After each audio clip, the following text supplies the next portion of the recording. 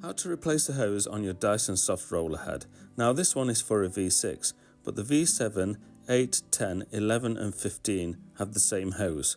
For this repair you're going to need a Torx T8 Torx screwdriver, which is like the star shape. You'll need a cross-headed screwdriver, a coin, and then also the hose itself. These are available on the link in the description. First step is to unlock this brush using your coin. Then it just pulls out like so. The small roller at the back will now just pull out too. And you have a small Torx screw here. Undo that. Now the 4 across the sole plate, we're going to undo those. And then you have one here next to the motor. We're not going to remove the motor, don't worry. Now your cross-headed screw is on this part that holds the small roller at the back. Now just take all this off. And now this end cover should just prise off like so. And you have one more screw, a Torx screw, just here.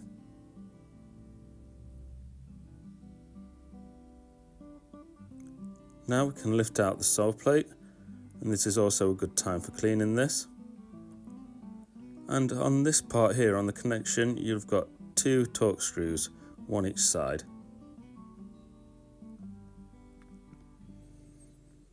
Once these are removed, you can pull the connection off. Being careful, there's 2 small wires that go through this, so we don't be damaging those. Now we need to remove the hose itself. There's no set rules to this. This is actually the first time I'd actually done it, so if I do it different to how you would have done it, I do apologise.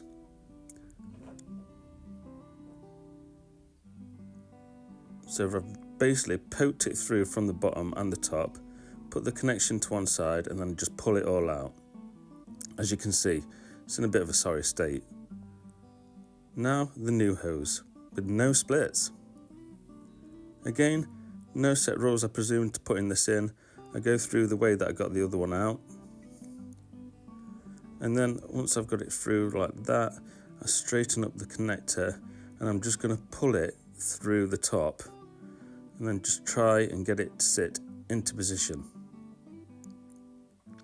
There's a certain shape to this and cutouts on the connection. You'll see when you're doing it, it's not tricky.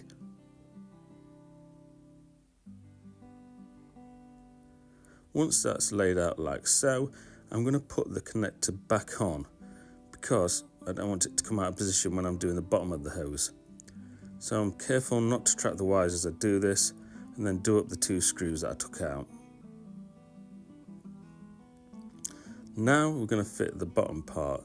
Now this part of the hose I did find a bit of a pain in the bum compared to the top part, but persistence is key, so keep at it. And again, no set rules. If you found a trick to making this quicker, let me know in the comments. Once it's in this position, we can then put the sole plate on, and that's obviously going to then hold the hose in place. So this just push fits in for now, and then we need to put the 4 screws in along it. If you're finding this video helpful, by the way, please don't forget to like it. I know everyone says that, but it does help the video to stay alive and then get found by other people.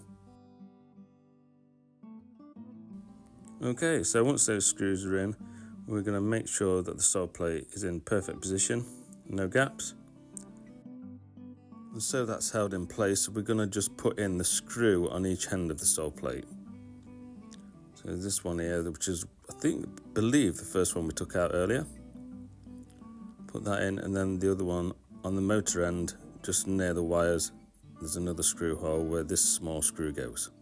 Now we can put the end cap on over the motor end. Now this little notch goes inside the one on the clear plastic, and that will allow you to push fit it into place. And then we can put in the screw in the clear part here near the end of the motor. Okay, so once we've done this screw up, we're going to put the part on that holds the small roller in place. Now there's like a purple roller wheel here, and then this grey plastic has a little notch on it there, and that fits in a certain place in an upward position on here. You'll feel it kind of lock into position. and then we put the screw in. I really hope that makes sense. It's hard to show on a video. Now we can put the soft roller in place, putting the small one in first, and then the big one, making sure the end cap is on. We just slide that into position like so. The end cap just then tilts down into position, and we're going to lock it again with our coin. And there you have it. Your repair is complete. Your suction will now be back to full performance. I hope you found this video helpful. Please subscribe to my channel for more Dyson help videos. This next one is how to take apart and clean your standard tool.